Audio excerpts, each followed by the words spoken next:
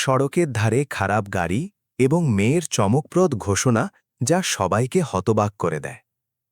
কি আপনি কখনো ভেবেছেন যে শুধু ১৫ মিনিট কারো পুরো জীবনের দিশা বদলে দিতে পারে?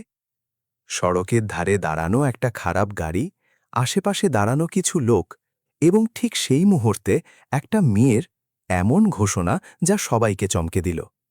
সে কোনো দ্বিধা ছাড়াই বলল যে যদি তুমি ১৫ মিনিটে আমার গাড়ি ঠিক করে দাও তাহলে আমি তোমার সাথে তুরন্ত বিয়ে করব। অনেকে এটাকে মজা ভেবেছিল, কেউ কেউ অহংকার বলল, কিন্তু তার চোখে কোনো খেলা ছিল না। সামনে দাঁড়ানো লোকটাও কোনো সাধারণ মেকানিক ছিল না।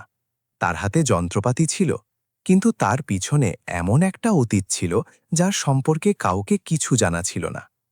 এই গল্পটা শুধু একটা শর্তের নয়, এটা বিশ্বাসের, সিদ্ধান্তের এবং সেই মুহূর্তের যখন সময় দ্রুত চলে যায় এবং ভাগ্য তার শ্বাস আটকে দাঁড়িয়ে থাকে। গল্প শুরু করার আগে যদি আপনাকে এমন গল্প পছন্দ হয় যা হৃদয়কে ছুঁয়ে যায় এবং ভাবতে বাধ্য করে, তাহলে এখনই চ্যানেলটাকে সাবস্ক্রাইব করুন এবং ভিডিওটাকে লাইক করতে ভুলবেন না এবং কমেন্টে আমাদের অবশ্যই জানান যে এই মুহূর্তে আপনি কোথায় আছেন, কি করছেন এবং এই গল্পের সম্পর্কে আপনার প্রথম প্রতিক্রিয়া কি, কারণ হয়তো এই গল্পে আপনাকেও আপনার জীবনের কোনো মোড় দেখা যাবে। সেই দিন বৃষ্টি কিছু বেশি চুপচাপ পড়ছিল। গ্রামের কাঁচা রাস্তায় কাদা ছড়িয়ে পড়েছিল এবং আকাশ এমন লাগছিল যেন কোনো পুরনো ব্যথাকে তার ভিতরে চেপে বসে আছে। অনিতা শুক্লা তার চকচকে গাড়িতে বসেছিল। শহরের অভ্যাস, দামি স্যুট, কঠোর সিদ্ধান্ত এবং দ্রুতগতির জীবন সবকিছু তার পরিচয় ছিল। কিন্তু আজ সেই দ্রুতগতির জীবনই তাকে মাঝপথে এনে দাঁড় করিয়ে দিয়েছিল। গাড়ি হঠাৎ বন্ধ হয়ে গেল। ইঞ্জিন থেকে কোনো আওয়াজ আসছিল না। ঘড়ির কাঁটা এগোচ্ছিল এবং তার হৃদয় দ্রুত ধড়কছিল। এটা কোনো সাধারণ দিন ছিল না। আজকের দিন তার জন্য শুধু একটা মিটিং নয়, বরং পুরো ব্যবসার ভাগ্য নির্ধারণ করার দিন ছিল। যদি সে দেরি করে তাহলে বছরের পর বছরের পরিশ্রম এক মুহূর্তে ছড়িয়ে পড়তে পারত। বৃষ্টির মাঝে গ্রামের কিছু লোক দূরে দাঁড়িয়ে তাকে দেখছিল। তাদের দৃষ্টিতে বিস্ময় ছিল, কিছু কৌতূহল এবং কিছু দূরত্ব। তখনই একটা লোক ধীরে ধীরে এগিয়ে এলো। সাধারণ কাপড়, শান্ত মুখ এবং চোখে অদ্ভুত একটা স্থিরতা। তার নাম অর্জুন বর্মা ছিল। অনিতা তাকে ওপর থেকে নিচ পর্যন্ত দেখল। সেই মুহূর্তে তাকে সেই লোকটা শুধু একটা সাধারণ মেকানিক মনে হল। না কোনো পরিচয়, না কোনো বিশ্বাস। সময় চলে যাচ্ছিল, ধৈর্য ভাঙছিল। অসহায় হয়ে, ঘাবড়াহট এবং অহংকারের মাঝে অনিতার মুখ থেকে একটা কথা বেরিয়ে গেল, যদি তুমি ১৫ মিনিটে এই গাড়ি ঠিক করে দাও তাহলে আমি তোমার সাথে বিয়ে করব। সেই শব্দগুলো হাওয়ায় ভাসতে লাগল। বৃষ্টি থেমে গেল, যেন সবকিছু শুনছিল। অর্জুন কিছু বলল না, শুধু গাড়ির সামনে বসে গেল। তাকে জানা ছিল না যে এই ১৫ মিনিট দুটো জীবনের দিশা বদলে দেবে। অর্জুন বর্মা গ্রামে থাকত, কিন্তু গ্রাম কখনো তার হয়ে ওঠেনি। লোকেরা তাকে প্রত্যেক দিন দেখত, কিন্তু কেউ কখনো তাকে সত্যি করে জানার চেষ্টা করেনি। সে সকালে আসত, রাস্তার ধারে বসত, কারো গাড়ি ঠিক করত এবং তারপর কোনো চিহ্ন ছাড়াই ফিরে যেত। না তার কোনো দোকান ছিল, না নামের বোর্ড, না কোনো গল্প যা লোকেরা পুনরাবৃত্তি করতে পারত। যেন সে নিজেকে এমনভাবে জীবনযাপন করার অভ্যস্ত করে নিয়েছে যাতে কেউ তাকে মনে না রাখে। তার বয়স ৩২ বছর ছিল, কিন্তু মুখে সেই ক্লান্তি ছিল যা বয়স থেকে নয়, সময় থেকে আসে। চোখে না কোনো অভিযোগ ছিল, না কোনো আশা, শুধু একটা গভীর চুপচাপ যা অনেক কিছু সহ্য করার পর মানুষের ভেতরে বসে যায়। তার হাতে পুরনো নিশান ছিল, রুক্ষ এবং কঠিন, কিন্তু সেগুলো শুধু পরিশ্রমের গল্প বলতো না। সেগুলো সেই দিনগুলোর স্মৃতি ছিল, যার সম্পর্কে সে এখন ভাবতে চাইত না। গ্রামে লোকেরা শুধু এইটুকু জানত যে অর্জুন কাজ ঠিক করে নেয়। এর থেকে বেশি কিছু জানার কারো দরকারও লাগেনি। কেউ কখনো জিজ্ঞাসা করেনি যে সে কোথা থেকে এলো, কি ছেড়ে এলো এবং কেন সবসময় একা থাকে। অর্জুনও কখনো উত্তর দেওয়ার চেষ্টা করেনি। সে মেনে নিয়েছিল যে কিছু প্রশ্ন এমন হয় যা থেকে পালানোই ভালো। সেই দিন যখন অনিতার গাড়ি তার সামনে দাঁড়ানো ছিল, তাহলে সেটা তার জন্য শুধু আরেকটা খারাপ গাড়ি ছিল না। বৃষ্টি, ভেজা রাস্তা এবং চারপাশে দাঁড়ানো দৃষ্টিগুলো সব মিলে তার ভিতরে কিছু পুরনো জাগাচ্ছিল। তাকে এমন লাগছিল যেন সে এই দৃশ্য আগেও দেখেছে, যেন কোনো অন্য সময়, কোনো অন্য জায়গায়। তার হৃদয়ের ধড়কন কিছু দ্রুত হয়ে গেল, কিন্তু সে মুখে কিছু আসতে দিল না। লোকেরা ভাবছিল যে এই লোকটা কি করতে পারবে। 15 মিনিটে এমন গাড়ি ঠিক করা কোনো মজা থেকে কম ছিল না। অর্জুন এসব জানত, কিন্তু সে কখনো লোকের চিন্তা অনুসারে জীবনযাপন করা শেখেনি। সে যন্ত্রপাতি তুলল এবং কাজে লেগে গেল। তার হাত সিদ্ধ ছিল, প্রত্যেক হরকতে স্থিরতা ছিল। সে তাড়াহুড়ো করছিল না, যেন সময় থেকে তাকে এখন কোনো ভয় নেই। কিছু দূরে অনিতা দাঁড়িয়েছিল। সে বারবার তার দিকে দেখছিল। তাকে বোঝা যাচ্ছিল না যে এই লোকটা এত শান্ত কিভাবে থাকতে পারে। তার মুখে না ঘাবড়াহট ছিল, না উৎসাহ, শুধু একটা গভীর একাগ্রতা ছিল, যেন সে শুধু মেশিন নয়, বরং নিজের ভিতরে কোনো জিনিসকে সামলাচ্ছে। সময় চলে যাচ্ছিল, প্রত্যেক মুহূর্ত ভারী লাগছিল। অর্জুনের ভিতরে একটা আওয়াজ উঠল, যা তাকে থামাতে চাইছিল, যা তাকে স্মরণ করিয়ে দিচ্ছিল যে সে এসব কেন ছেড়ে দিয়েছিল। কিন্তু সে সেই আওয়াজকে অশ্রুত করে দিল। সে নিজেকে বলল যে এটা শুধু একটা গাড়ি, শুধু একটা কাজ। কিন্তু হৃদয় জানত যে কথা এত সহজ নয়, কারণ যখন কোনো মানুষ সবকিছু ছেড়ে দেয়, তাহলে সবচেয়ে কঠিন হয় সেই জিনিসের সামনে আবার দাঁড়ানো, যা তার থেকে সবকিছু ছিনিয়ে নিয়েছে। বৃষ্টি কিছু ধীর হয়ে গেল, কিন্তু আকাশ এখনও ভারী ছিল, এবং অর্জুন মাথা নিচু করে কারো সাথে চোখ না মিলিয়ে সেই নীরবতায় কাজ করতে থাকল, যেন সে শুধু অনিতার গাড়ি নয়, বরং তার ভাগ্যের কোনো বন্ধ দরজাকেও খোলার চেষ্টা করছে। বৃষ্টি প্রায় থেমে গেল, কিন্তু হাওয়ায় নমি। মেকানিক চুপচাপ কাজ শুরু করে, ভিড় মজা করে, এবং সময় দ্রুত চলে যেতে থাকে। সাথে একটা অদ্ভুত টেনশন এখনও টিকেছিল। সময় কোনো আওয়াজ ছাড়াই এগোচ্ছিল, যেন তাকে এই কথায় কোনো ফারাকি পড়ে না যে সেখানে দাঁড়ানো লোকদের হৃদয় কত দ্রুত ধড়কছে। রাস্তার ধারে জমা লোকেরা এখন আগের মতো কথা বলছিল না। তাদের দৃষ্টি বারবার সেই লোকটার উপর টিকে যাচ্ছিল, যে মাথা নিচু করে পুরো তন্ময়তায় কাজে লেগেছিল। অর্জুন জানত যে সময় কম। তাকে এটাও জানা ছিল যে 15 মিনিট খুব তাড়াতাড়ি শেষ হয়ে যায়, কিন্তু সে নিজেকে ঘড়ি থেকে দূরে রেখেছিল। সে শিখেছে যে যখন মানুষ সময় দেখতে শুরু করে, তাহলে হাত কাঁপতে শুরু করে। তার হাত অবিরাম চলছিল, সিদ্ধ হয়ে চিন্তা করে। কিন্তু তার ভিতরে কোথাও খুব গভীরে কিছু আরও চলছিল, একটা পুরনো প্রতিধ্বনি, একটা চাপা সোর, যা সে বছরের পর বছর অশ্রুত করে এসেছে। তার কানে হঠাৎ ভিড়ের আওয়াজ গুঞ্জতে লাগল, দ্রুত শ্বাস, এবং তারপর সেই একটা মুহূর্ত যা সবকিছু বদলে দিয়েছিল। তার আঙুলগুলো এক মুহূর্তের জন্য থেমে গেল। বুকে হালকা একটা ব্যথা উঠল, যেন কেউ ভিতর থেকে কোনো বন্ধ দরজাকে জোরে খটখট করেছে। অর্জুন চোখ বন্ধ করল, গভীর শ্বাস নিল, এবং নিজেকে সামলে নিল। সে জানত কি যদি সে এই মুহূর্তে নিজেকে হারিয়ে ফেলে, তাহলে সে আর কখনো নিজেকে পাবে না।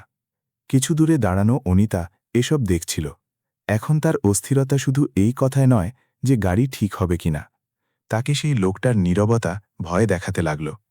সে তার জীবনে অনেক কারিগর দেখেছে, অনেক লোক যারা কঠিন সময়ে ঘাবড়ে যায়, কিন্তু অর্জুন তেমন ছিল না। তার মুখে না ঘাবড়াহট ছিল, না তাড়াহুড়ো, শুধু একটা গভীর একাগ্রতা ছিল, যেন সে বাইরে নয়, তার ভিতরে কোনো লড়াইয়ের সাথে লড়ছে। সময় চলে যাচ্ছিল, প্রত্যেক চলে যাওয়া মুহূর্ত আরও ভারী লাগতে লাগল। অনিতা এক মুহূর্তের জন্য ভাবল যে যদি গাড়ি ঠিক হয়ে যায়, তাহলে সে সেই বাচ্চার সাথে কি করবে যা তার মুখ থেকে বেরিয়ে গেল। প্রথমবার তাকে তার নিজের জিভ থেকে ভয় লাগতে লাগল। তাকে অনুভব হলো যে কিছু কথা শুধু বলা থেকে শেষ হয় না, সেগুলো মানুষের পিছনে পিছনে চলতে শুরু করে। অর্জুনের ভিতরে একটা আওয়াজ উঠল, যা তাকে থামতে বলছিল। সেই আওয়াজ যা তাকে 3 বছর আগে সবকিছু ছেড়ে দিতে বাধ্য করেছিল। কিন্তু এবার সে সেই আওয়াজের দিকে পিঠ করে দিল। সে নিজেকে বলল যে এটা অতীত নয়, এটা আজ। এটা কোনো দৌড় নয়, কোনো প্রতিযোগিতা নয়। এটা শুধু একটা কাজ যা তাকে শেষ করতে হবে। সে শেষবার যন্ত্রপাতি সামলে নিল। তার হাতে এখন ক্লান্তি ছিল, কিন্তু চোখে একটা অদ্ভুত কঠোর শান্তি নেমে এসেছে। এটা সেই শান্তি ছিল যা মানুষকে তখন মেলে যখন সে ভয় এবং স্মৃতির পারে গিয়ে শুধু তার কর্তব্যে টিকে যায়। চারপাশে একটা গভীর নীরবতা ছড়িয়ে পড়ল। এমন লাগছিল যেন হাওয়াও তার শ্বাস আটকে দাঁড়িয়ে আছে। সেই মুহূর্তে কাউকে জানা ছিল না যে পরের কয়েক সেকেন্ড শুধু একটা গাড়ির সিদ্ধান্ত নেবে না, বরং সেই জীবনগুলোর দিশা বদলে দেবে, যা অজান্তেই এখন একই রাস্তায় এসেছে। সময় যেন সংকুচিত হয়ে গেল। 15 মিনিটের সীমা এখন তার শেষ মুহূর্ত গুনছে। বৃষ্টি থেমে গেল, কিন্তু রাস্তায় ছড়ানো নমি এবং হাওয়ায় টিকে থাকা স্তব্ধতা পরিবেশকে আরও ভারী করে রাখছিল। কেউ ঘড়ি দেখেনি, তবু সবাইকে অনুভব হচ্ছিল যে এখন খুব কম সময় বাকি, এবং যা হতে চলেছে সেটা টালা যাবে না। অর্জুনের হাত এখন আগের থেকে দ্রুত চলছিল, কিন্তু সেগুলোতে ঘাবড়াহট ছিল না।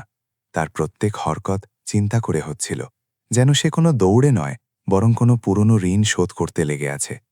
তার ভিতরে ভয় এবং স্মৃতিগুলো একসাথে হিলছে। তাকে সেই মুহূর্ত স্মরণ হল যখন একটা ছোট ভুল সবকিছু ছিনিয়ে নিয়েছিল, যখন শোর, চিৎকার এবং ভাঙা জিনিসের মাঝে সে তার সবচেয়ে কাছের মানুষকে হারিয়ে দিয়েছিল। তার আঙুলগুলো এক মুহূর্তে কাঁপল, কিন্তু এবার সে সেগুলোকে থামিয়ে নিল। সে মনে মনে বলল যে আজ সে পিছু হটবে না। কিছু দূরে অনিতা দাঁড়িয়েছিল। তার শ্বাস ধীর এবং গভীর হয়ে গেল। প্রথমবার তাকে এটা স্পষ্ট অনুভব হচ্ছিল যে তার মুখ থেকে বেরোনো সেই বাক্যটা শুধু একটা তাড়াহুড়ো ছিল না, সেটা একটা সুতো হয়ে গেল যা এখন তার হাত থেকে ছুটে গেল। গাড়ি ঠিক হোক বা না হোক, কিছু বদলে যাবে, এবং এই অনুভব তাকে ভিতর পর্যন্ত ভয় দেখাচ্ছিল। অর্জুন শেষ যন্ত্রপাতি সামলে নিল। তার মুখে এক মুহূর্তের জন্য কঠোরতা এলো। তারপর সেই কঠোরতা নিজে থেকে শান্ত হয়ে গেল, যেন সে তার ভিতরে কোনো লম্বা সংগ্রামকে নীরবে স্বীকার করে নিয়েছে। সে গভীর শ্বাস নিল এবং শেষ চেষ্টা করল। সেই মুহূর্তে চারপাশে এমন চুপচাপ ছড়িয়ে পড়ল যেন হাওয়া তার শ্বাস আটকে নিয়েছে। তারপর হঠাৎ সেই স্তব্ধতাকে ছিঁড়ে একটা আওয়াজ গুঞ্জে উঠল, প্রথমে হালকা, তারপর স্থির এবং স্পষ্ট। গাড়ির হৃদয় ধড়কে উঠল। রাস্তায় দাঁড়ানো লোকেরা এক মুহূর্তের জন্য বুঝতেই পারল না যে কি হয়েছে। কেউ অবিশ্বাসে চোখ মলল, কেউ না বলে পিছিয়ে গিয়ে গাড়ির দিকে দেখল। অনিতা সেখানেই জমে গেল।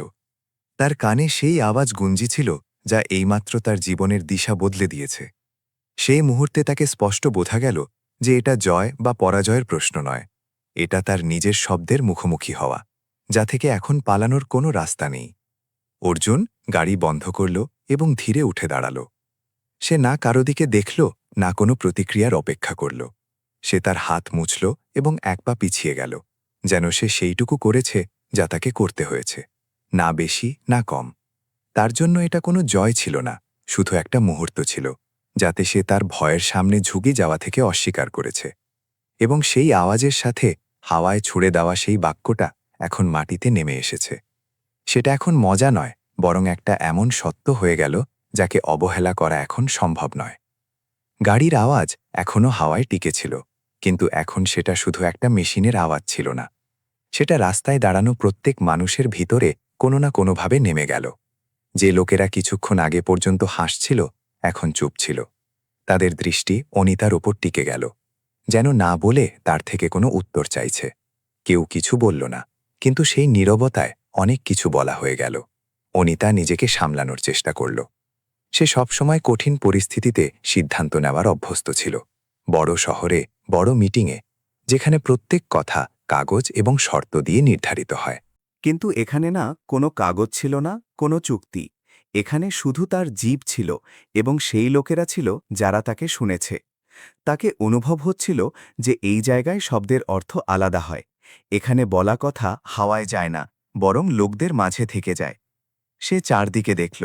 কেউ তাকে ঘুরে দেখছিল না, কিন্তু কেউ দৃষ্টি সরাচ্ছিল না। এটা সেই চাপ ছিল যা শোর ছাড়াই জন্মায়। সে জানত যে যদি সে এখন হেসে কথা টালে, তাহলে হয়তো কেউ তাকে থামাতে পারবে না। কিন্তু সে এটাও বুঝছিল যে এমন করার পর সে নিজের সাথে চোখ মেলাতে পারবে না। এই চিন্তা তার জন্য কোনো ক্ষতির থেকে বেশি ভারী ছিল। অর্জুন কিছু দূরে দাঁড়িয়েছিল। সে এখনও কিছু বলেনি, না সে স্মরণ করিয়ে দিয়েছে, না সে কোনো দাবি করেছে। তার নীরবতায় কোনো চাল ছিল না, কোনো দাবি ছিল না। সে যেন এই পুরো বিষয়টাকে সেই হাতে ছেড়ে দিয়েছে যে কথা বলেছে। এই কথাটাই অনিতাকে সবচেয়ে বেশি বিরক্ত করছিল। যদি সে চাপ তৈরি করত, তাহলে হয়তো সিদ্ধান্ত সহজ হতো, কিন্তু এই নীরবতা তাকে চিন্তা করতে বাধ্য করছিল। কোনো বয়স্কের ধীর আওয়াজ হাওয়ায় ভাসল। তারপর কারো আর কথা স্পষ্ট ছিল না, কিন্তু তাদের অর্থ স্পষ্ট ছিল। এটা কোনো তামাশা নয়, এটা কথা পালনের জায়গা ছিল। অনিতার হৃদয় দ্রুত ধড়ক ছিল, কিন্তু তার ভিতরে কোথাও একটা স্থিরতাও জন্মাচ্ছিল। তাকে প্রথমবার বোঝা যাচ্ছিল যে আসল শক্তি কি হয়, সেই শক্তি যা মানুষকে তার নিজের শব্দের সামনে দাঁড় করিয়ে দেয়। সে গভীর শ্বাস নিল। তার ভিতরে ভয় ছিল, উলঝন ছিল, কিন্তু পালানোর ইচ্ছা এখন ছিল না। তাকে অনুভব হচ্ছিল যে তার জীবনের সবচেয়ে বড় পরীক্ষা কোনো অফিস বা মিটিংয়ে নয়, বরং এই কাদা ভরা রাস্তায় হচ্ছে। এখানে কোনো সাওদা হচ্ছিল না, এখানে মানুষকে পরখ করা হচ্ছিল। এবং সেই মুহূর্তে যখন হাওয়ায় ছড়ানো ফিসফিসানি ধীরে পড়তে লাগল, অনিতা বুঝে নিল যে এই গল্প এখন শুধু একটা খারাপ গাড়ির নয়, এটা তার নিজের সত্যের গল্প হয়ে গেল, এবং এর পরের পদক্ষেপ সহজ হতে যাচ্ছে না। সকাল গ্রামে ধীরে ধীরে নেমে এলো। বৃষ্টির পরের মাটির গন্ধ হাওয়ায় ছড়িয়ে পড়ল, এবং গলিতে সেই শান্ত স্থিরতা ছিল যাতে প্রত্যেক আওয়াজ স্পষ্ট শোনা যায়। অর্জুন বাইরে বেরোল, তাহলে তাকে অনুভব হলো যে আজ কিছু আলাদা। লোকেরা আগের মতো দেখছিল না, না বেশি কাছে আসছিল, না সম্পূর্ণ অজানা হয়ে আছে। যেন কোনো কথার অনুভব সবাইকে হয়ে গেল, কিন্তু কেউ তাকে জিভে আনছিল না। সে রাস্তার ধারে বসেছিল, যে একটা বয়স্ক তার কাছে এসে থামল। সেই লোকটার চোখে না কৌতূহল ছিল, না সন্দেহ, শুধু পরিচয়ের হালকা একটা চমক ছিল। সে অর্জুনকে মনোযোগ দিয়ে দেখল, যেন কোনো পুরনো দৃশ্যকে নতুন প্রসঙ্গে রাখছে। সে বলল যে অনেক বছর আগে শহরে সে একটা দুর্ঘটনা দেখেছে, খুব দ্রুত, খুব হঠাৎ। সেই দিন ভিড়ে একটা যুবক ছিল, যার চোখে ঘাবড়াহট ছিল না। কাল সেই স্থিরতা সে আবার দেখেছে, সেই নির্ভুলতা, সেই শান্তি। অর্জুন কিছু বলল না, সে মাথা নিচু করে নিল। না সে অস্বীকার করল, না স্বীকার। তার নীরবতা এখনও তার অভ্যাস ছিল, কিন্তু সেই নীরবতা আগের মতো শক্তিশালী ছিল না। বয়স্ক কোনো প্রশ্ন করেনি, সে শুধু এটুকু বলল যে কিছু লোক খুব দ্রুত চলে, এবং যখন থামে তাহলে দুনিয়া তাদের ভুলে যায়। এটা বলে সে এগিয়ে গেল, যেন সে যা বলার ছিল বলে দিয়েছে। কিছুক্ষণ পর অনিতা সেখানে এলো। তার মুখে ক্লান্তি ছিল, কিন্তু তার চালে একটা নতুন স্থিরতা ছিল। সে অর্জুনের দিকে দেখল, এবং প্রথমবার তাকে এটা অনুভব হল যে সেই লোকটা কোনো রহস্যের ভার বহন করছে না, বরং একটা অসমাপ্ত গল্পের অংশ। সে কিছু জিজ্ঞাসা করেনি। তার দৃষ্টিতে না কৌতূহল ছিল, না ভয়, শুধু বোঝার চেষ্টা ছিল। গ্রামে কথা ধীরে ছড়ায়, শোর ছাড়ায়। কেউ পুরো গল্প জানে না, কিন্তু লোকেরা অনুভব করতে শুরু করে যে সামনে দাঁড়ানো মানুষ সাধারণ নয়। অর্জুনকে এসব জানা ছিল। সে শুনছিল, দেখছিল, এবং বুঝছিল যে এখন তার নীরবতা শুধু তার নয়। তার নীরবতা এখন অন্যের প্রশ্নের সাথে যুক্ত হতে লাগল। তার ভিতরে একটা হোলচল শুরু হয়ে গেল। একটা অংশ চাইছিল যে সবকিছু আগের মতোই থাকুক, শান্ত এবং নিরাপদ। দ্বিতীয় অংশ জানত যে এটা সম্ভব নয়, কারণ যখন কারো জীবন অন্যের সিদ্ধান্তকে ছুঁয়ে যায়, তাহলে লুকিয়ে থাকা সহজ থাকে না। অনিতা শেষে শুধু এটুকু বলল যে কিছু কথা সময়ে সামনে এলে ভার হয় না। তার আওয়াজে না অনুরোধ ছিল, না চাপ। অর্জুন তার দিকে দেখল। সেই দৃষ্টিতে প্রথমবার পালানোর চেষ্টা ছিল না। সে জেনে গেল যে তার অতীত এখন শুধু স্মৃতিতে বন্ধ থাকবে না। গ্রামের রাস্তা সেই ছিল, রোদ সেই ছিল, কিন্তু অর্জুনের ভিতরে কিছু বদলে গেল। যে দরজা রাতে খুলেছে, সেটা এখন সম্পূর্ণ বন্ধ হতে যাবে না। এবং হয়তো প্রথমবার তাকে এটা অনুভব হচ্ছিল যে প্রত্যেক খোলা দরজা ভয় দেখানোর জন্য হয় না। দিন ঢলে যাচ্ছিল, এবং গ্রামের রাস্তায় রোদ নরম হয়ে গেল। গাছের ছায়া লম্বা হয়ে মাটিতে ছড়িয়ে পড়ল, যেন সময় নিজেও কিছু ধীর হয়ে গেল। অনিতা একা চলছিল। এবার এই একাকিত্ব তাকে ভারী লাগছিল না। শহরে যেখানে প্রত্যেক মুহূর্ত কোনো না কোনো আওয়াজে ভরা থাকে, সেখানে চিন্তার জায়গা মেলে না। এখানে, এই শান্ত রাস্তায় তাকে প্রথমবার তার নিজের প্রশ্ন স্পষ্ট শোনা যাচ্ছিল। সে বারবার মেকানিকের ব্যথা ভরা অতীত এবং বন্ধুর মৃত্যুর সত্য সামনে আসে। সেই মুহূর্তের কথা ভাবছিল যখন তার মুখ থেকে সেই শব্দগুলো বেরিয়ে গেল। তখন তাকে লাগছিল যে সে পরিস্থিতিকে সামলাচ্ছে, কিন্তু এখন বোঝা যাচ্ছিল যে সে আসলে নিজেকে পরখ করছিল। তাকে এটাও অনুভব হচ্ছিল যে সে অর্জুনকে এখন পর্যন্ত একটা পরিস্থিতির মতো দেখেছে, একটা বাধ্যতার মতো না, যে একটা মানুষের মতো, যার ভিতরে তার গল্প এবং তার ঘা আছে। এই বোঝা তার জন্য সহজ ছিল না, কিন্তু সত্য ছিল। সে সেই জায়গায় এসে থামল যেখানে অর্জুন প্রায়ই বসে। আজ সেখানে কোনো গাড়ি ছিল না, কোনো শোর ছিল না, শুধু সেই পুরনো বাক্স এবং কিছু যন্ত্রপাতি পড়েছিল। অনিতা সেগুলোকে মনোযোগ দিয়ে দেখল। সেগুলো ঘিসে গেল, কিন্তু অযত্নে রাখা হয়নি। তাকে অনুভব হল যে যে লোকটা ছোট জিনিসগুলোকে এমনভাবে সংরক্ষণ করে রাখে, সে জীবনে কোনো রিশতাকে হালকা করে নেয় না। এই চিন্তা তার ভিতরে কোথাও গভীরে নেমে গেল। অর্জুন কাছে বসেছিল। সে অনিতাকে দেখল, কিন্তু তার দিকে এগিয়ে কিছু বলার চেষ্টা করেনি। এখন এই নীরবতা অনিতাকে অস্বস্তিকর করছিল না, তাকে সেটাই এক ধরনের সম্মান অনুভব হচ্ছিল, যেন কেউ সামনেরকে চিন্তা করার পুরো অধিকার দিচ্ছে। সে প্রথমবার অনুভব করল যে প্রত্যেক প্রশ্নের উত্তর তুরন্ত চাই না। অনিতা নিজেকে জিজ্ঞাসা করল যে সে কোন ধরনের জীবন চায়, সেই যাতে সবকিছু চকচক করে কিন্তু ভিতরে কিছু খালি থাকে, বা সেই যাতে সবকিছু সাদামাটা কিন্তু প্রত্যেক কথায় স্থিরতা আছে। এই প্রশ্ন তার জন্য নতুন ছিল এবং হয়তো এই কারণে ভয় দেখানো। কিন্তু এখন সে সেটা থেকে পালাচ্ছিল না। সে অর্জুন থেকে কিছু সোজা জিজ্ঞাসা করেনি। সে শুধু এটুকু বলল যে কখনো কখনো মানুষ অন্যদের বোঝার আগে নিজেকে বুঝতে শুরু করে। তার আওয়াজে না কোনো সাফাই ছিল, না কোনো অনুতাপ, শুধু একটা শিকার ছিল। অর্জুন তার দিকে দেখল। সেই দৃষ্টিতে না বিস্ময় ছিল, না দূরত্ব, শুধু একটা শান্ত সহমত ছিল, যেন সে এই বদলে যাওয়া মুহূর্তকে না ভেঙে স্বীকার করছে। সেই সন্ধ্যায় কোনো প্রতিশ্রুতি হয়নি, কোনো সিদ্ধান্ত নেওয়া হয়নি, কিন্তু কিছু বদলে গেল। অনিতার এখন অর্জুনকে একটা পরিস্থিতি মনে করছিল না, এবং অর্জুন এখন অনিতার উপস্থিতিকে ভারের মতো দেখছিল না। তাদের মাঝে যে দূরত্ব ছিল সেটা এখন অজানা ভয়ের নয়, বরং বোঝার দূরত্ব হয়ে যাচ্ছিল। আকাশ স্পষ্ট ছিল এবং হাওয়ায় হালকা ঠান্ডা ছিল। অনিতা অনুভব করল যে অনেক সময় পর তার মন এত স্থির। হয়তো এজন্য নয় যে প্রশ্ন শেষ হয়ে গেল, বরং এজন্য যে সে সেগুলোকে প্রথমবার আন্তরিকতায় দেখতে শুরু করেছে। এবং সেই শান্তিতে কোনো শোর ছাড়াই দুটো জীবন ধীরে ধীরে একটা এমন মোড়ের দিকে এগোচ্ছে যেখানে তাড়াহুড়ো নেই, শুধু বোঝার নিজস্ব গতি আছে। সন্ধ্যার শান্তি এখনও সম্পূর্ণ গভীরও হয়নি যে অনিতার হাতে রাখা ফোন হঠাৎ কম্পন করতে লাগল। গ্রামের সেই শান্ত হাওয়ায় সেই আওয়াজ কিছু বেশি দ্রুত লাগছিল, যেন কোনো অন্য দুনিয়ার অস্থিরতা এখানে পৌঁছে গেল। অনিতা এক মুহূর্তের জন্য ফোনকে দেখল, তারপর স্ক্রিনে উঠে আসা নাম পড়ল। সেই মুহূর্তে তার মুখের স্থিরতা বদলে গেল। সে বুঝে গেল যে এটা কোনো সাধারণ কল নয়। সে ফোন কানে লাগাল এবং চুপচাপ শুনতে লাগল। অন্যদিক থেকে আসা আওয়াজে ঘাবড়াহট ছিল না, কিন্তু প্রত্যেক শব্দ ভারী ছিল। শহরে পরিস্থিতি খারাপ হচ্ছে। একটা বড় সওদা আটকে গেল।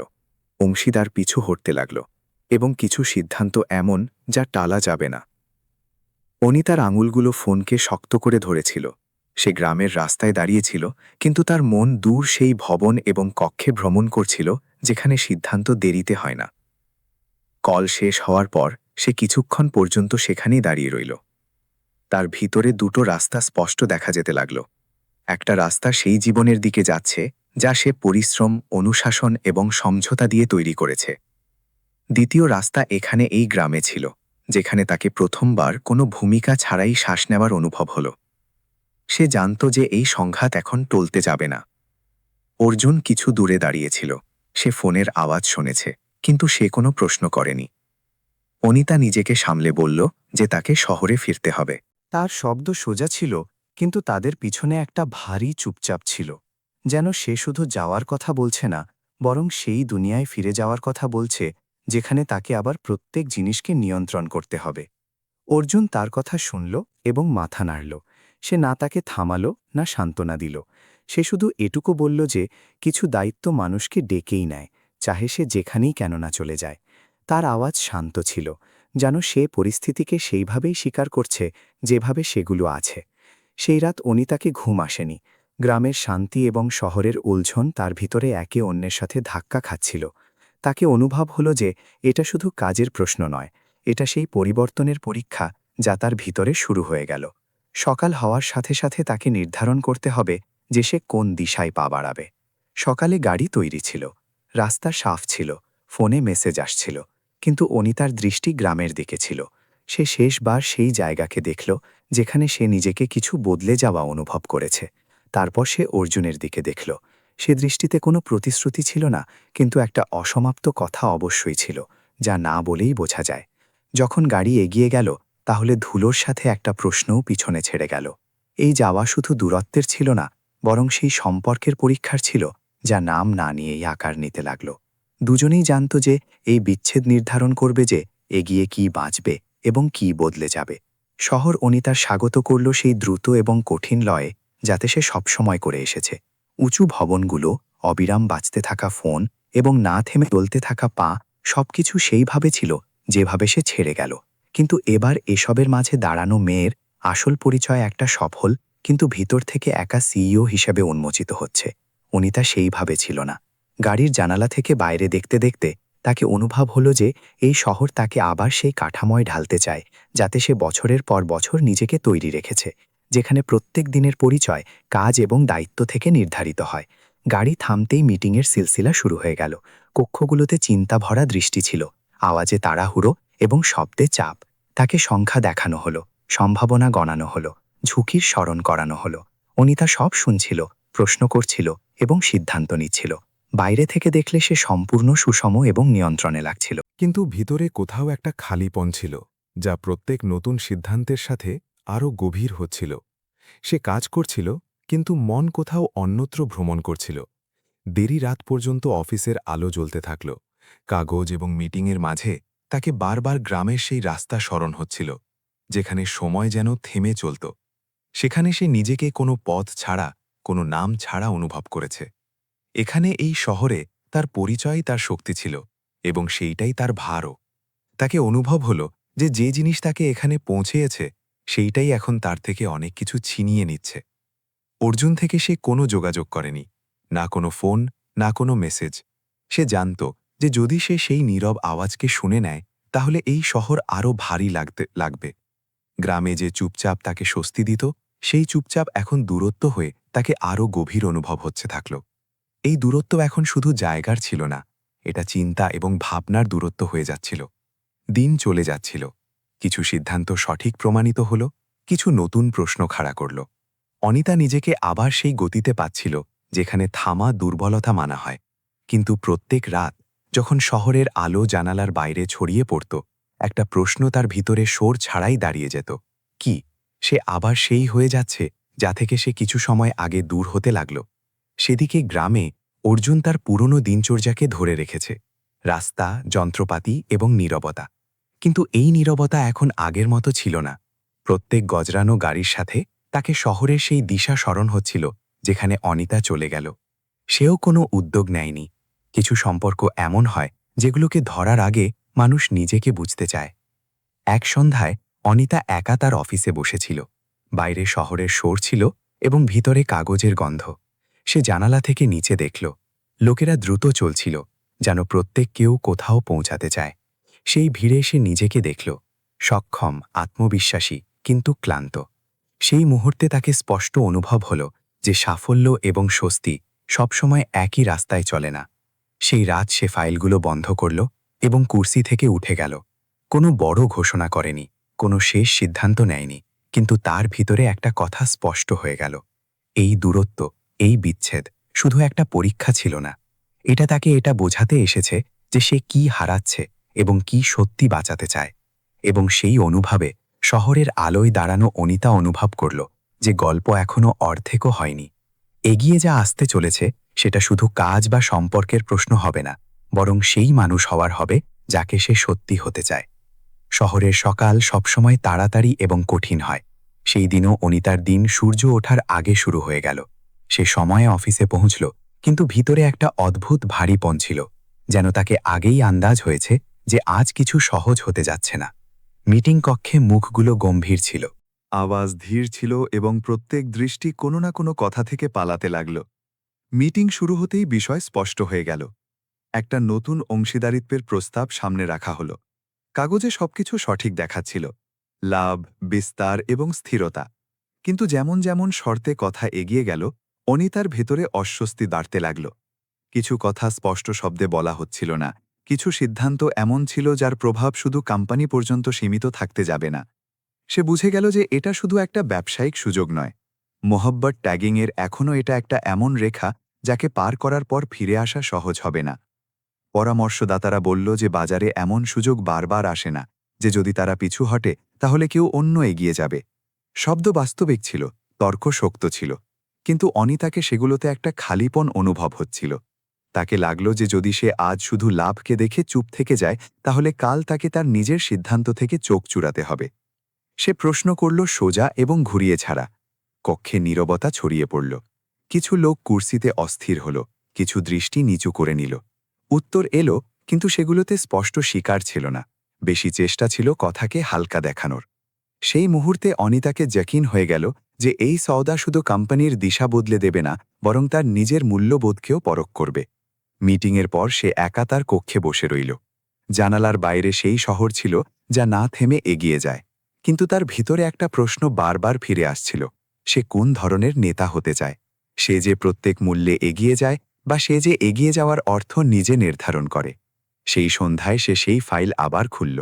এবার তার দৃষ্টি শুধু সংখ্যায় ছিল না, বরং সেই লোকদের উপর ছিল যারা এই সিদ্ধান্ত থেকে প্রভাবিত হতে যাবে। তাকে লাগল যে যদি সে আজ চুপ থাকে তাহলে এই চুপচাপ ধীরে ধীরে তার পরিচয় হয়ে যাবে, এবং যদি সে আজ অস্বীকার করে তাহলে রাস্তা কঠিন অবশ্যই হবে, কিন্তু সেই রাস্তা তার নিজের হবে। পরের দিন সে তার সিদ্ধান্ত সামনে রাখল। সে স্পষ্ট বলল যে সে এই প্রস্তাবে সহমত নয়। কক্ষে কিছু মুহূর্তের জন্য স্তব্ধতা ছড়িয়ে পড়ল। তাকে জানা ছিল যে এই সিদ্ধান্তের পরিণাম হবে অসন্তোষ, বিরোধ, হয়তো ক্ষতিও। কিন্তু সেসবের মাঝে তার ভিতরে একটা গভীর স্বস্তি ছিল। সেই স্বস্তি এই কথার ছিল, শহরের ব্যবসায়িক দুনিয়া এবং একটা নৈতিক সিদ্ধান্ত যা কোম্পানিকে বড় সংকটে ফেলে দেয়, যে সে নিজের সাথে সমঝোতা করেনি। যখন মিটিং শেষ হল এবং লোকেরা বাইরে বেরোতে লাগল, অনিতা সেখানেই বসে রইল। তাকে অনুভব হল যে এই সিদ্ধান্ত শুধু কোম্পানির গল্প বদলে দেবে না, এটা তার নিজের গল্পকেও একটা নতুন মোড় দিয়ে দিয়েছে। কিছু জয় কাগজে লিপিবদ্ধ হয় না, সেগুলো মানুষের ভিতরে বাস করে। তাকে প্রথমবার এটা বোঝা গেল যে ২০০০ করা সামনে এই ৫কে আপনার লাজ, এই উপর আজকের গল্পের গল্প, এবং সেই জয়গুলো সবচেয়ে বেশি মানে রাখে। অনিতার সিদ্ধান্তের পর শহরে কোনো শোর উঠেনি, কিন্তু পরিবেশ বদলে গেল। অফিসের গলিতে কথাবার্তা কম হয়ে গেল, হাসি আনুষ্ঠানিক হয়ে গেল, এবং যে দরজায় সে আগে দ্বিধা ছাড়াই দস্তক দিতে পারত, সেগুলো এখন অর্ধেক খোলা থাকতে লাগল। বিরোধ খোলাখুলি সামনে ছিল না, কিন্তু প্রত্যেক মিটিং এবং প্রত্যেক কথাবার্তায় একটা ঠান্ডা ফাঁক অনুভব হতে লাগল। অনিতা এসব বুঝছিল। সে জানত যে যখন কেউ তার সিদ্ধান্তে অটল থাকে তাহলে সবার আগে হাওয়ার রুখ বদলে যায়। বোর্ডের মিটিংয়ে প্রশ্ন উঠতে লাগল। কিছু অংশীদার ভবিষ্যৎ নিয়ে চিন্তা প্রকাশ করল, কিছু সম্ভাব্য ক্ষতির কথা খোলাখুলি বলল। অনিতা প্রত্যেক কথা মনোযোগ দিয়ে শুনল এবং প্রত্যেক তর্কের উত্তর দিল। সে না কারো উপর দোষ চাপালো এবং না তার সিদ্ধান্ত থেকে পিছু হটার সংকেত দিল। চাপ বাড়তে যাচ্ছিল, কিন্তু তার ভিতরে একটা স্থিরতা ছিল যা তাকে প্রত্যেক দিন আবার অফিসে আসার শক্তি দিচ্ছিল। দিন চলে যাচ্ছিল, কাজের ভার আগের থেকে বেশি হয়ে গেল এবং শহরের দ্রুত গতি তাকে ক্লান্ত করতে লাগল। সন্ধ্যায় অফিস থেকে বেরোতে বেরোতে তাকে প্রায়ই লাগত যে সে পুরো দিন নিজেকে প্রমাণ করতে ব্যয় করেছে। তারপরও যখন সে একা হতো, তাহলে তাকে স্মরণ হতো যে সে এই রাস্তা কেন চয়ন করেছে। এই স্মৃতিই তাকে ভাঙতে দিচ্ছিল না। এই সময় গ্রামে অর্জুনের কাছেও কথা পৌঁছতে লাগল। কেউ পুরো গল্প জানত না, কিন্তু এটুকু সবার বোঝা গেল যে অনিতা শহরে সহজ রাস্তা চয়ন করেনি। কিছু লোক বলতো যে এমন সিদ্ধান্ত মহঙ্গা পড়ে, কিছু এটাকে সাহস বলতো। অর্জুন কিছু বলল না, কিন্তু সে প্রথমবার অনুভব করল যে অনিতার লড়াই এখন দূরের নয়। তার সিদ্ধান্তের প্রতিধ্বনি এই শান্ত গ্রাম পর্যন্ত পৌঁছে গেল। গ্রামের জীবন তার গতিতে চলছিল, কিন্তু অর্জুনকে লাগতে লাগল যে তার নিজের নীরবতা এখন শুধু তার নয়। লোকেরা তার সাথে আলাদাভাবে কথা বলতে লাগল, যেন সে কোনো অকথিত গল্পের অংশ হয়ে গেল। সেই রাত যন্ত্রপাতি গুছাতে গুছাতে সে দেরি পর্যন্ত ভাবল। তাকে অনুভব হল যে সঠিক এবং সহজের মাঝে চয়ন করা সবসময় শহরের কথা নয়। কখনো কখনো এই সিদ্ধান্ত গ্রামের একটা শান্ত গলিতে দাঁড়ানো মানুষকেও করতে হয়। শহরে এক সন্ধ্যায় অনিতা দেরি পর্যন্ত তার অফিসে বসে রইল। বাইরে আলো ছড়িয়ে পড়েছিল এবং ভিতরে ফাইলে ক্লান্তির সাথে সাথে তাকে একটা অদ্ভুত সন্তোষও অনুভব হচ্ছিল। সে ফোন তুলল, তারপর কিছু ভেবে রেখে দিল। কিছু কথা ছিল যেগুলোকে এখন বলা সঠিক নয় ছিল। সে জানত যে এই সময় শব্দের নয়, টিকে থাকার। সেই রাত গ্রামে অর্জুন দেরি পর্যন্ত জেগে রইল। তাকে লাগতে লাগল যে অনিতার সিদ্ধান্ত শুধু তার ব্যক্তিগত সংগ্রাম নয়, সেটা সেসবের জন্য ছিল যারা রোজ সঠিক এবং সহজের মাঝে আটকে থাকে। প্রথমবার সে এটা স্পষ্ট অনুভব করল যে এখন শুধু চুপ থাকা যথেষ্ট হবে না, খুব তাড়াতাড়ি তাকেও নির্ধারণ করতে হবে যে সে কোন দিকে দাঁড়িয়ে আছে। শহর এবং গ্রাম দুই জায়গায় রাত গভীর হয়ে গেল। দূরত্ব এখনও ছিল, কিন্তু গল্প দুই জায়গায় একসাথে এগোচ্ছে। পরের মোড় এখন শব্দ থেকে নয়, বরং কর্ম থেকে নির্ধারিত হতে যাবে। শহরে চাপ এখন খোলাখুলি সামনে আসতে লাগল।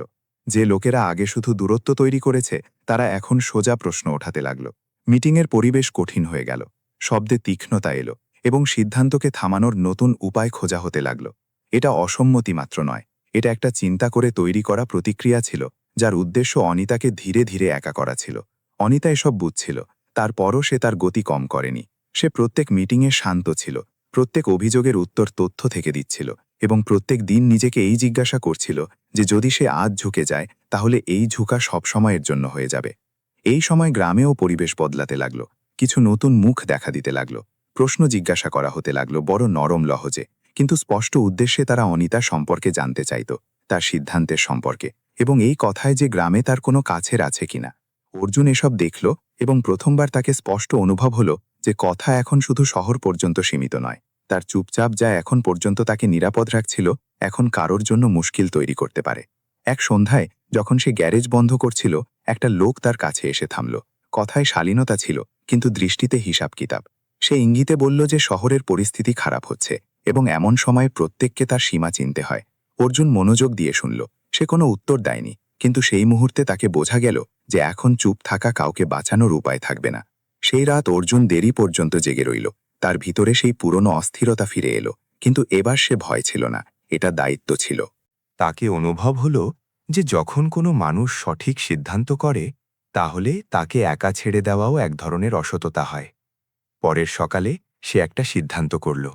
ছোট নয়, সহজ নয়, কিন্তু জরুরি। সে ফোন তুলল এবং একটা এমন নম্বর ডায়াল করল যাকে সে বছরের পর বছর ছোঁয়নি। ঘণ্টা বাজল। তারপর অন্য দিক থেকে একটা ভারী পরিচিত আওয়াজ এলো। অর্জুন ঘুরিয়ে ছাড়া বলল যে শহরে কি হচ্ছে এবং সে কেন ফোন করছে। সেই আওয়াজ তাকে মাঝে থামায়নি। কথা শেষ হওয়ার আগে শুধু এটুকু বলা হলো যে কিছু উপকার এমন হয় যেগুলোকে সময় এলে ফিরিয়ে দেওয়া হয়। সেই দিন শহরে অনিতা, কোম্পানিতে চাপ বাড়তে যায়, তদন্ত শুরু হয় এবং সিইও সম্পূর্ণ একা পড়ে যায়। সামনে পরিস্থিতি আরও কঠিন হয়ে গেল। দস্তাবেজের তদন্ত দ্রুত করা হলো। পুরনো সিদ্ধান্তকে আবার দেখা হতে লাগল এবং পরিবেশ আগের থেকে বেশি চাপ ভরা হয়ে গেল। অনিতা জানত যে এটা সেই সময়, একটা সময় যখন অনেক লোক ভেঙে পড়ে, কিন্তু তার ভিতরে কোথাও একটা বিশ্বাস ছিল, যাকে সে এখনও নাম দিতে পারছে না। ছিল, কিন্তু অনুভব অবশ্যই করছিল। সন্ধ্যা ঢলতে ঢলতে কিছু জিনিস বদলাতে লাগল। কিছু প্রশ্ন এলো, কিছু রুখ নরম পড়ল এবং কিছু প্রশ্ন হঠাৎ থেমে গেল। অনিতা এসব দেখল, কিন্তু কোনো নতিজায় তাড়াতাড়ি পৌঁছেনি। তাকে জানা ছিল যে আসল পরিবর্তন শোর করে না আসে। গ্রামে অর্জুন যন্ত্রপাতি রাখল এবং আকাশের দিকে দেখল। সে প্রথমবার অনুভব করল যে তার অতীত, যা থেকে সে বছরের পর বছর পালাচ্ছিল, আজ কারো সামলানোর উপায় হয়ে উঠতে পারে। এই অনুভব ভারী ছিল, কিন্তু সঠিক ছিল। সে কোনো ঘোষণা করেনি, শুধু সঠিক সময়ে সঠিক পদক্ষেপ নিয়েছে। শহর এবং গ্রাম দুই জায়গায় রাত নেমে এলো। সংগ্রাম শেষ হয়নি, কিন্তু দিশা নির্ধারিত হয়ে গেল। এবং এখন এই গল্প শুধু দেখার লোকদের নয়, এখন এতে পা রাখার লোকদের পালা ছিল। শহরে সংকট এখন তার সবচেয়ে সূক্ষ্ম মোড়ে পৌঁছে গেল। তদন্ত দ্রুত হয়ে গেল, অংশীদারদের ধৈর্য ভেঙে পড়তে লাগল এবং বোর্ডের ভিতরে বিশ্বাসের ফাটল খোলাখুলি দেখা দিতে লাগল। প্রত্যেক মিটিংয়ের পর পরিবেশ আরও ভারী হয়ে যেত, প্রশ্ন বাড়তে যেত এবং সিদ্ধান্তে সন্দেহ গভীর হতে যেত। অনিতা দিনভর দৃঢ় দেখা যেত, কিন্তু রাত আসতে আসতে ক্লান্তি তার মুখে নেমে আসত। সে জানত যে যদি পরিস্থিতি এই দিশায় বাড়তে থাকে, তাহলে কোম্পানির জন্য ফিরে আসার রাস্তা খুব সংকুচিত হয়ে যাবে। সেই সময় গ্রামে অর্জুনের হাতে ফোন ছিল। এবার তার আঙুলে কোনো দ্বিধা ছিল না। স্ক্রিনে উঠে আসা নাম তার অতীতের সাথে যুক্ত ছিল, সেই মানুষের যে একসময় তার জীবন তার কারণে আবার পেয়েছে। সেই দুর্ঘটনা, সেই মুহূর্ত এবং তার পরের নীরবতা, সবকিছু যেন একসাথে ফিরে এলো। অর্জুন বুঝত যে এই কল শুধু সাহায্য চাওয়ার নয়, এটা সেই দরজাকে সম্পূর্ণ খোলার সিদ্ধান্ত, যাকে সে বছরের পর বছর বন্ধ রেখেছে। ঘণ্টা গেল এবং অন্যদিক থেকে সেই গভীর স্থির আওয়াজ শোনা গেল। অর্জুন কোনো ভূমিকা ছাড়াই কথা রাখল। সে বলল যে শহরে কি হচ্ছে, কিভাবে একটা কোম্পানিকে তার সিদ্ধান্তের মূল্য চোকাতে হচ্ছে এবং কেন এই লড়াই শুধু লাভের নয় বরং বিশ্বাসের। অন্যদিক থেকে কোনো তাড়াহুড়ো ছিল না। প্রত্যেক শব্দ শোনা হলো। কিছু মুহূর্তের নীরবতার পর উত্তর এলো সংক্ষিপ্ত, শক্ত এবং ভারী। বলা হলো যে জীবনগুলোকে বাঁচানো হয় তার ঋণ সময়ের সাথে চাপা পড়ে না, সে সঠিক ঘড়ির অপেক্ষা করে। শহরে সেই সন্ধ্যায় ছবি বদলাতে লাগল। যে দরজাগুলোতে তালা কষতে যাচ্ছিল সেগুলো আবার খুলতে লাগল। কিছু এমন ফোন এলো যার আশা ছিল না।